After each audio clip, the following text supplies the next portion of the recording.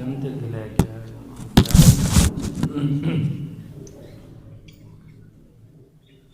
السلام علیکم ورحمۃ اللہ وبرکاتہ۔ الحمد للہ نحمده ونستعینه ونستغفره ونؤمن به ونتوکل علیہ ونعوذ باللہ من شرور انفسنا ومن سیئات اعمالنا،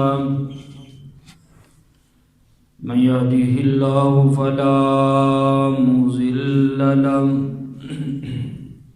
ومن يضلله فلا هادي له، ونشهد أن لا إله إلا الله ونشهد أن محمدا عبده ورسوله، وشر الأمور محدثاتها وكل محدثة بدعة وكل بدعة ضلالة وكل ضلالة في النار۔ اللهم صل على محمد وعلى آل محمد كما صليت على إبراهيم وعلى آل إبراهيم إنك حميد مجيد۔ اللهم بارك على محمد وعلى آل محمد كما باركت على إبراهيم وعلى آل إبراهيم إنك حميد مجيد۔ رب اشرح لي صدري ويسر لي أمري واحلل عقدة من لساني يفقهوا قولي، رب زدني علما رب زدني علما۔ وقال الله تبارك وتعالى في القرآن المجيد والفرقانه الحميد، والله ورسوله أحق أن يرضوه إن كانوا مؤمنين۔ ہر قسم کی حمد و ثنا اللہ وحدہ لا شریک کی ذات گرامی پر، درود و سلام بے شمار لاتعداد بے حد و حساب امام الانبیاء حبیب کبریا حضرت محمد رسول اللہ صلی اللہ علیہ وسلم کی ذات گرامی پر۔ سورہ توبہ کی آیت نمبر 62 میں نے آپ کے سامنے تلاوت فرمائی ہے، جس کے اندر اللہ احکم الحاکمین بیان فرماتے ہیں، واللہ ورسولہ، اللہ اور اس کا رسول حضرت محمد الرسول اللہ صلی اللہ علیہ وسلم احق ان یرضوہ، سب سے زیادہ اس چیز کے مستحق ہے کہ یہ بندے کے اوپر راضی ہوں اور ان کے اوپر بندہ راضی ہو۔ ان کانوا مومنین، یہ فیصلہ مومنوں کے اوپر ہے۔ سب سے زیادہ اگر انسان چاہتا ہے کہ میرے اوپر کوئی خوش ہو راضی ہو، تو اسے چاہیے کہ وہ اللہ کو راضی کرے اور اس کے رسول جناب محمد رسول اللہ صلی اللہ علیہ وسلم کو راضی کرے۔ پچھلے جمعہ المبارک کے اندر اللہ رب العالمین کو راضی کرنے کے چند طریقے میں نے آپ کے سامنے پیش فرمائے۔ ان کے اندر مزید کچھ طریقے جو رسول اللہ صلی اللہ علیہ وسلم نے ہمیں سکھائے ہیں، وقت کی قلت کی وجہ سے آپ کے سامنے بیان نہ کر سکا۔ کوشش ہے کہ اللہ کا محق ہو، اللہ کو راضی کرنے کے طریقے بیان کرنے کی توفیق عطا فرمائے۔ اللہ سن کر ان پر عمل کر کے اللہ اپنی ذات کو راضی رکھنے کی ہمیں توفیق عنایت فرمائے۔ تو عزیزے، اس بات کی طرف ہماری توجہ ہو کہ ہمارا اللہ ہمارے اوپر راضی ہو جائے اور ہمارا رسول ہمارے اوپر راضی ہو جائے۔ تو اللہ کے راضی ہونے کی نشانی یہ ہے کہ جس انسان کے اوپر اللہ راضی ہو جاتا ہے، جس انسان کے اوپر اللہ خوش ہو جاتا ہے، اس کے کچھ اثرات واضح ہوتے ہیں۔ جیسے انسان کے پاس جب مال آتا ہے تو پتہ چلتا ہے اس کے پاس مال ہے، اس کی ٹاٹ باٹ چلنے پھرنے کھانے پینے سے پتہ چلتا ہے۔ اسی طرح جب بندے سے اللہ راضی ہو جاتا ہے تو پھر کچھ اثرات مرتب ہوتے ہیں، کچھ آثار نظر آتے ہیں۔ تو اللہ فرماتے ہیں ان الذین آمنوا، جب جس بندے پہ اللہ راضی ہو جاتا ہے پھر وہ ایمان لاتا ہے، وہ عامل الصالحات نیک اعمال اختیار کرتا ہے، سَيَجْعَلُ لَهُمُ الرَّحْمَنُ وُدًّا، پھر اس نیک اعمال کے کرنے کی وجہ سے، اس کے چلنے پھرنے سے اللہ کی محبت کی مہک آتی ہے، اس کے کھانے پینے سے، اس کے رہن سہن طور طریقے سے پتہ چلتا ہے کہ اس بندے کے اندر اگر اتباع فرما برداری کا مادہ ہے اور سب سے زیادہ اگر اتباع فرما برداری کا جذبہ ہے تو اس دل کے اندر پتہ چلتا ہے لہم الرحمن ودا، کہ اللہ کی محبت اس کے اندر سمائی ہوئی ہے۔ آج ہم نمازیں پڑھ رہے ہیں، ان الصلاۃ تنہی عن الفحشاء والمنکر، نماز بے حیائی برے کاموں سے روکتی ہے۔ نماز بھی پڑھ رہے ہیں، گناہ بھی کر رہے ہیں، کیا نماز کا اثر ختم ہے؟ اللہ کے رسول کا قرآن کا جو حکم ہے وہ منسوخ ہے؟ نہیں، ہماری نمازوں کے اندر وہ خشوع خضوع نہیں رہا جس خشوع خضوع کے ساتھ انسان برائیوں سے رکتا ہے۔ ہم نے وہ طریقہ رد کر دیا ہے جو طریقہ رسول ہاشمی علیہ السلام نے ہمیں عطا کیا تھا۔ نماز کے اندر سستی طور طریقہ رسول اللہ صلی اللہ علیہ وسلم کا ختم کیا، عاجزی انکساری خشوع و خضوع ختم کیا۔ آج نمازیں پڑھنے کے باوجود ہم گناہوں کی لپیٹ کے اندر ہیں۔ اللہ اکبر کبیرہ، جس انسان سے اللہ محبت کرتے ہیں، اللہ پیار کرتے ہیں، ان اللہ یحب فلانا فاحبہ، اللہ اپنے عرش پہ بیٹھ کے جبرائیل علیہ السلام کو طلب فرماتے ہیں۔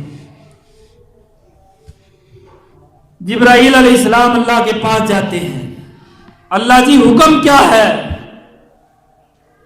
فرمایا میرے جبرائیل، ایک بندے نے اپنے انگ انگ کے اندر، اپنے جوڑ جوڑ کے اندر، اپنے ہر عمل کے اندر میرے اور میرے پیغمبر کے طریقوں کو سما لیا ہے، میرا اور میرے پیغمبر کا متبع فرما بردار بن گیا ہے۔ اللہ اس کے بارے میں حکم کیا ہے؟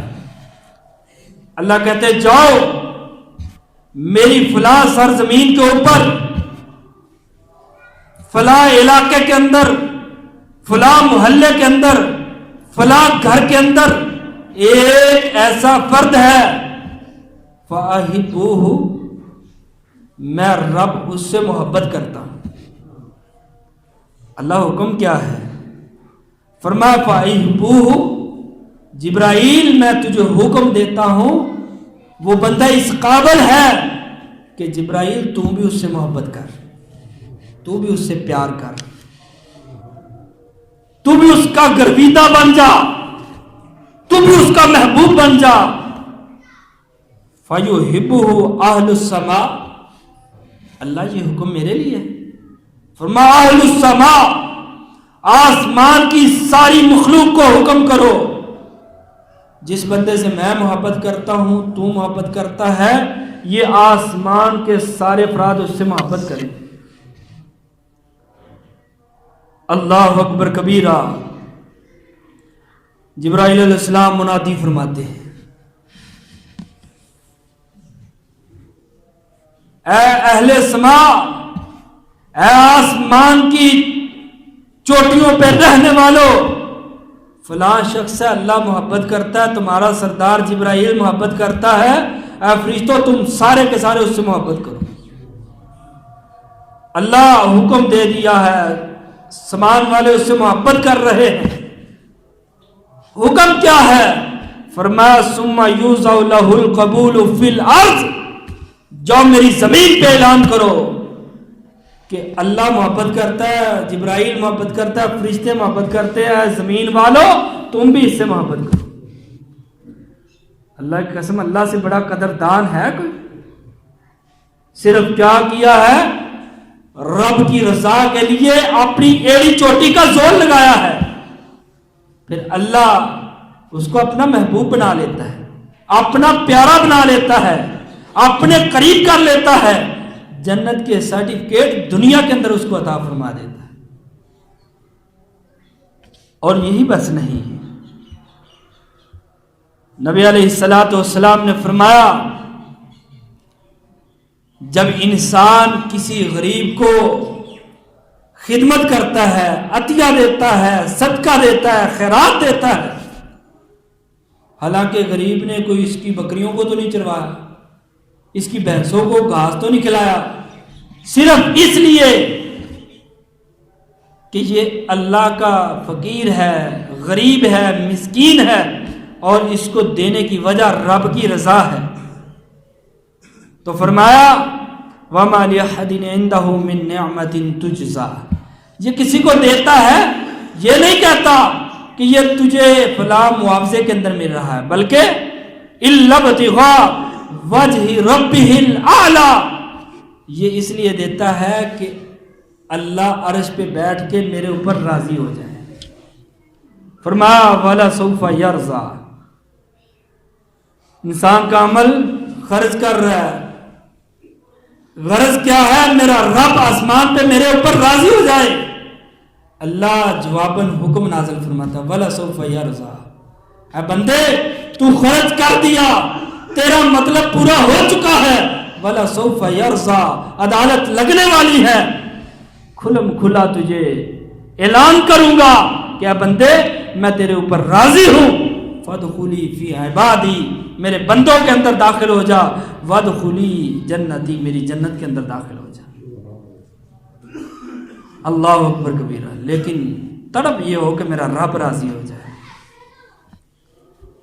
قال اللہ ھذا یوم ینفع الصادقین صدقہم، سچ بولنے والوں وقتی طور پہ دنیا کے اندر جھوٹ بولنے والے تمہیں برتری کے اوپر نظر آئیں گے، کوٹھیوں اور بنگلوں کے مالک بنے نظر آئیں گے، لیکن خواہش نہ کرنا کہ آئے کاش میں بھی سودے کے اندر دغا بازی کر لیتا، جھوٹ بول لیتا، فراڈ کر لیتا، میں بھی آج کاروں کو جھوٹتا، میں بھی بنگلوں کے اندر زندگی گزارتا۔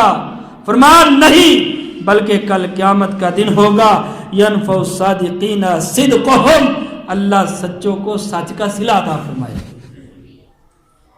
لہم جنات تجری من تحتها الانہار، جنت ہوگی اور اس کے نیچے سے ہر طرح کی نہریں بہ رہی، خالدین فیہا ابدا، اور پھر وہ اس جنت کے اندر ہمیشہ ہمیش رہے۔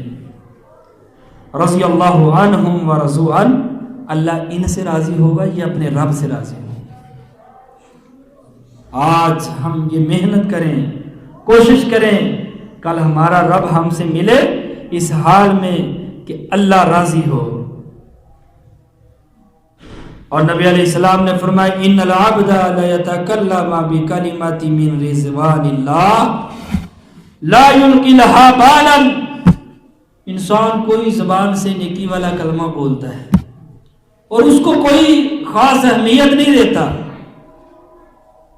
کسی کو گانے سے روک دیتا ہے، کسی کو نماز کا حکم دے دیتا ہے، حالانکہ اس کی زبان کو کوئی تھکاوٹ محسوس نہیں ہوئی، لیکن یہ کلمہ یہ معمولی سمجھتا ہے، لیکن یرفعہ اللہ بہا، اللہ اس کلمے کو اتنا پسند کرتے ہیں کہ اس کے درجات کو بلند و بالا فرما دیتے ہیں.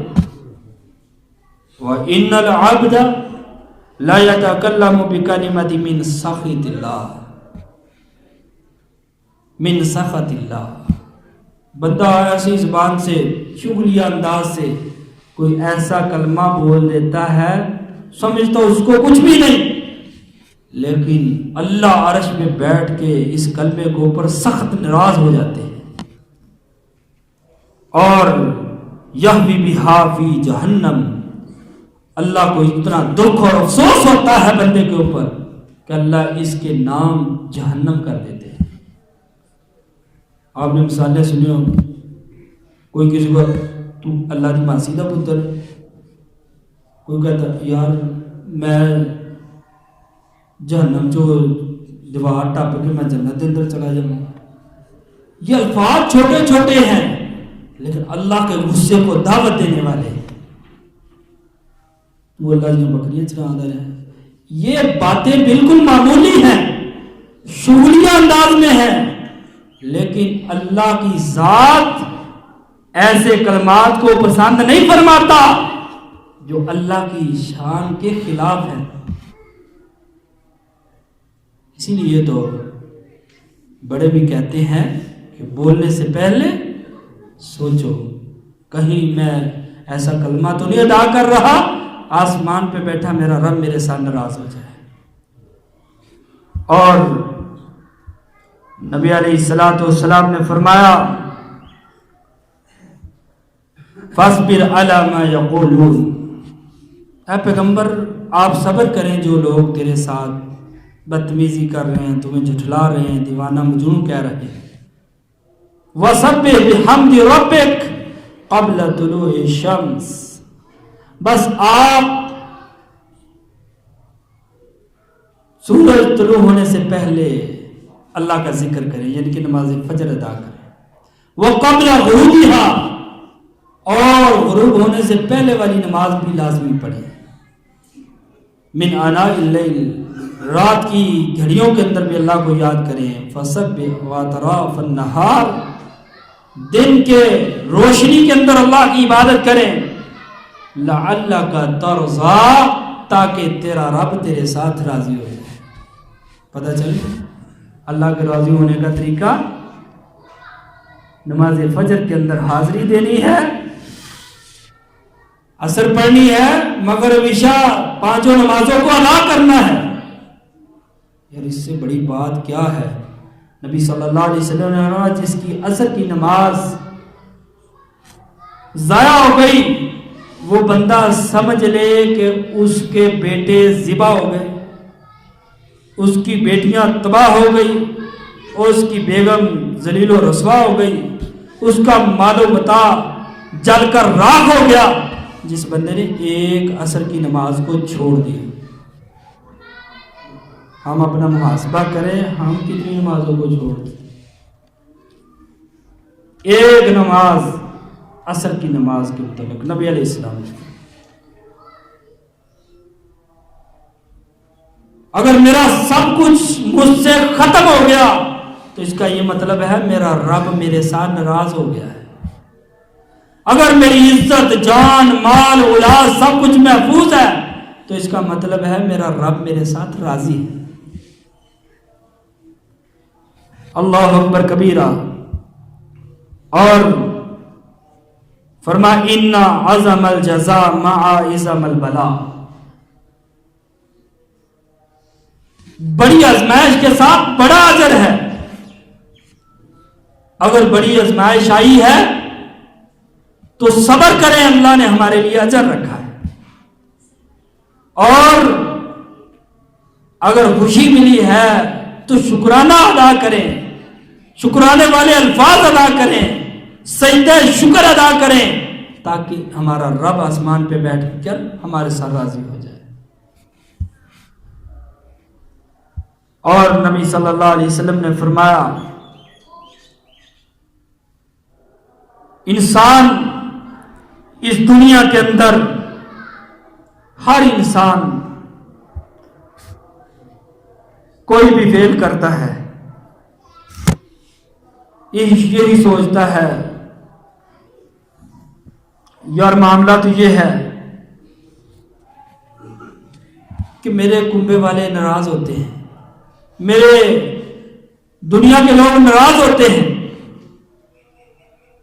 اللہ پیغمبر علیہ الصلوۃ والسلام پہ جبرائیل علیہ السلام کو بھیجتے ہیں، فرمایا اگر کسی انسان نے یہ تہیہ کر لیا، صحیح بخاری کی حدیث ہے، کہ دنیا کائنات ناراض ہو جائے لیکن میرا رب نہ ناراض ہو، پھر ہوتا بھی ایسا ہے وہ کسی مسئلے کے اوپر ڈٹ جاتا ہے، برادری، کنبہ، قبیلہ، رہنے والے ہمسائے سب اس سے ناراض ہو جاتے ہیں، لیکن وہ اپنے رب کی خوشنودی کے لیے ایک اچھے عمل پہ ڈٹا رہتا ہے۔ حدیث کے الفاظ ہیں، اللہ کہتے ہیں بندے پریشان نہیں ہونا، تیرے عزیز و قارب تیرے سے جدا ہیں۔ انہیں منت کر لیا ہے یار، کی لینا ہوں تو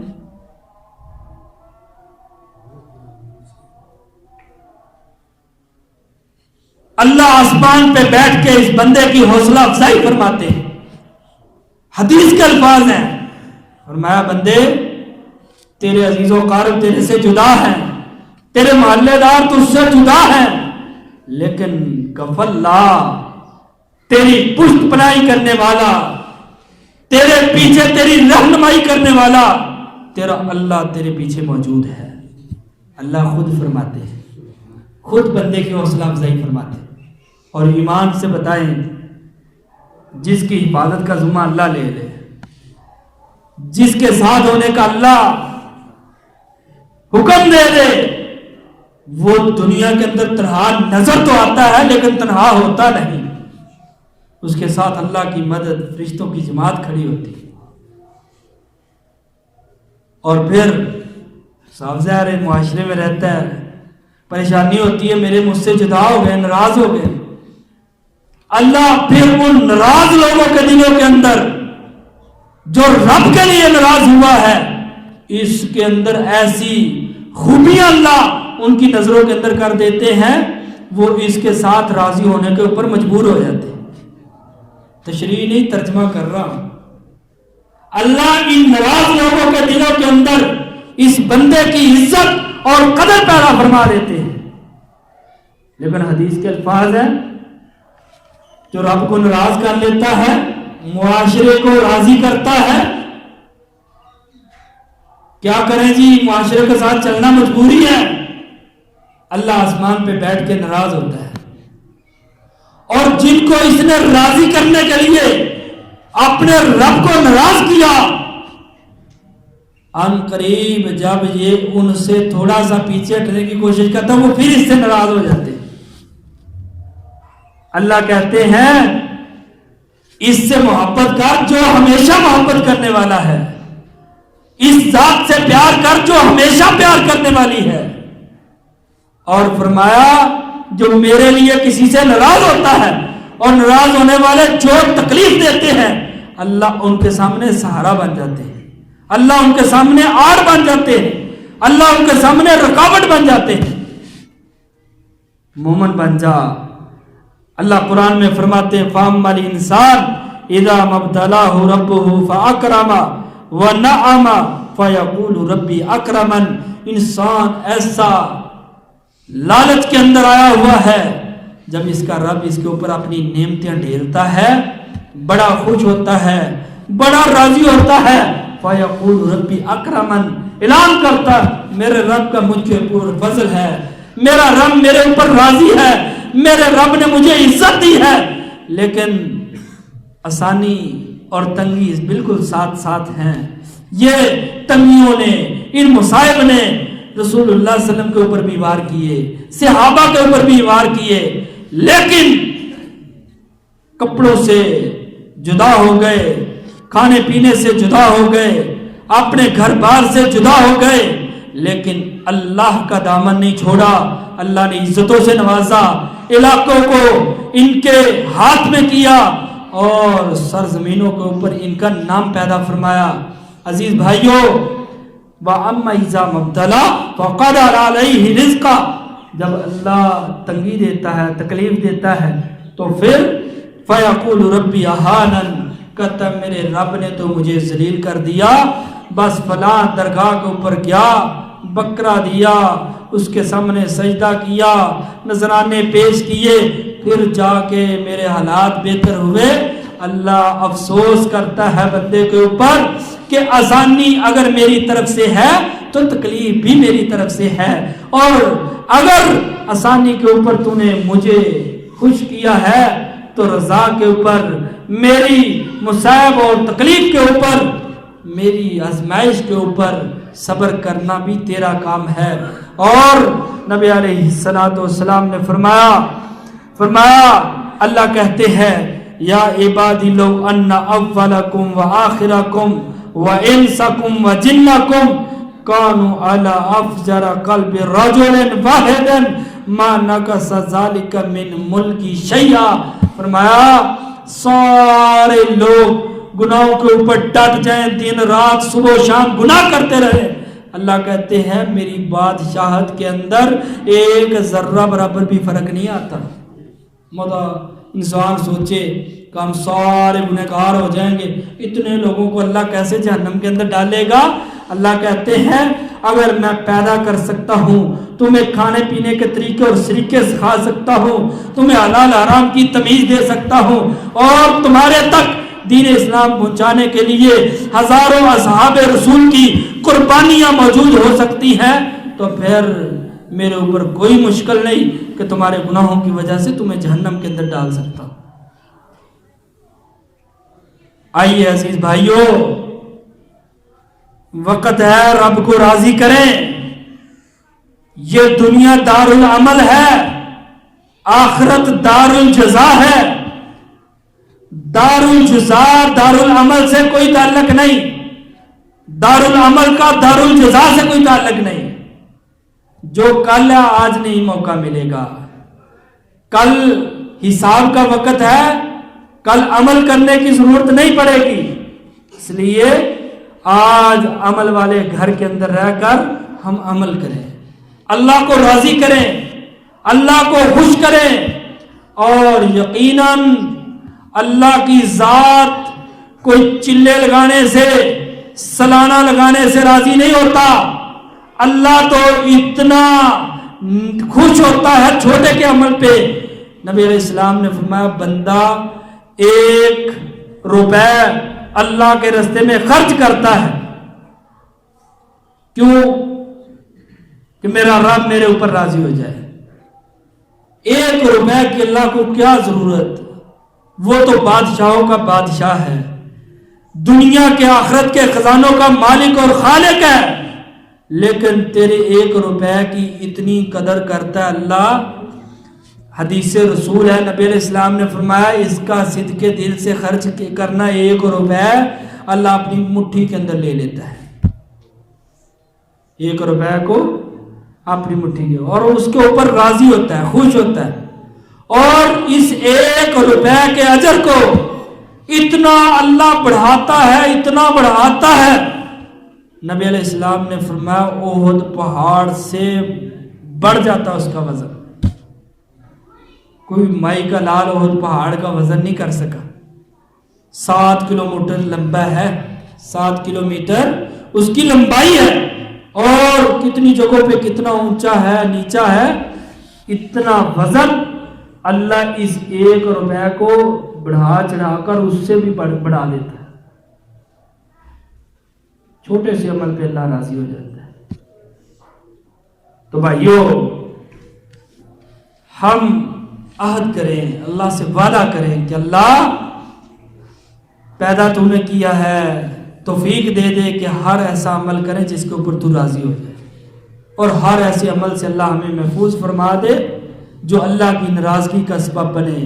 اللہ کی قسم ہے کل قیامت کے دن اگر اللہ ناراض ہو گئے، حدیث کے الفاظ ہیں، نوح علیہ السلام، عیسیٰ موسیٰ علیہ السلام جب اللہ حساب لے رہے ہوں گے بندوں کے برے اعمال کے اوپر، اللہ اتنے غضب کے اندر اور غصے کے اندر ہوں گے، نوح علیہ السلام کہیں گے او بھائیو محمد علیہ السلام کو لے آؤ، آدم علیہ السلام کو لے کے آؤ، اتنا جتنا غصہ میں آج اللہ کا دیکھ رہا ہوں نہ تو میں نے لوح ابراہیم میں سنا ہے، نہ میں نے آدم کے صحیفوں کے اندر پڑھا ہے، نہ میں نے کسی سابقہ نبی کی کتاب کے اندر اللہ کا اتنا غصہ پڑا ہے۔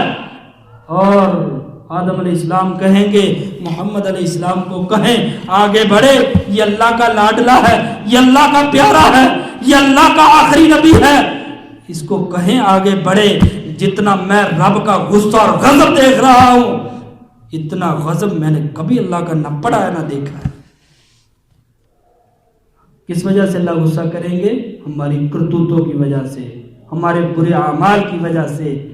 دنیا کے لیے میرے پاس سارا ٹائم موجود ہے، ہر وقت میں دنیا کو کمانے کے لیے تیار ہوں، آج آ کے وقت نہیں ملتا تو اللہ کی عبادت کے لیے نہیں ملتا، آج آ کے اگر مجھے ٹائم نہیں ملتا تو مسجد کے لیے آنے کے لیے نہیں ملتا، تو یاد رہے کل قیامت کا دن جب انبیاء دوڑ رہے ہوں گے، انبیاء اللہ کے خوف اور غصے سے ڈر رہے ہوں گے، تو بھائیو ہم کس باغ کی مولی ہیں، ہمیں کس کے اوپر فخر ہے؟ نبی علیہ السلام نے بھی فرمایا ہے میری سفارش اس کے لیے ہوگی جس نے اللہ کو راضی کیا اور اللہ کے ساتھ شرک نہ کیا۔ اور یاد رہے نماز چھوڑنا بھی شرک ہے، اقیم الصلاۃ ولا تکونوا من المشرکین، لوگوں نماز پڑھو مشرکوں میں سے نہ ہو جاؤ۔ کیا پتہ چلا؟ نماز چھوڑنا بھی شرک ہے۔ کوئی اس بریکے میں نہ رہنا کہ بھائی میں تو قیدہ توحید کے اوپر ہوں، اور بھائیو نماز ترک کرنا بھی شرک ہے۔ مزید گہرائی کے اندر چلے جائیں، اللہ کہتا ہے میرے سامنے جھکو، اس کا نفس کیا کہتا ہے؟ یاشی مارو، کوئی ضرورت نہیں۔ تو کس کی پیروی کر رہا ہے؟ اپنے نفس کی۔ کس کو چھوڑ کر؟ اللہ کو چھوڑ کر۔ نفس کے اندر وسوسے کون ڈال رہا ہے؟ شیطان ڈال رہا ہے۔ اللہ کو چھوڑ کر شیطان کے وسوسوں کی پیروی کرتا ہے تو کیا یہ موحد ہے؟ یہ مشرک ہے۔ جو نماز نہیں پڑھتا، اللہ کے سامنے نہیں جھکتا، یہ مشرک ہے۔ اور فرمایا نبی علیہ السلام نے فرمایا میری سفارش صرف اس کے ساتھ ہوگی جس نے اللہ کے ساتھ کسی کو شریک نہ بنایا۔ اللہ ہمیں اصلاح کی توفیق دے، جو سنا سنا اللہ اس کے اوپر عمل کرنے کی توفیق عطا فرمائے۔ وآخر دعوانا الحمدللہ۔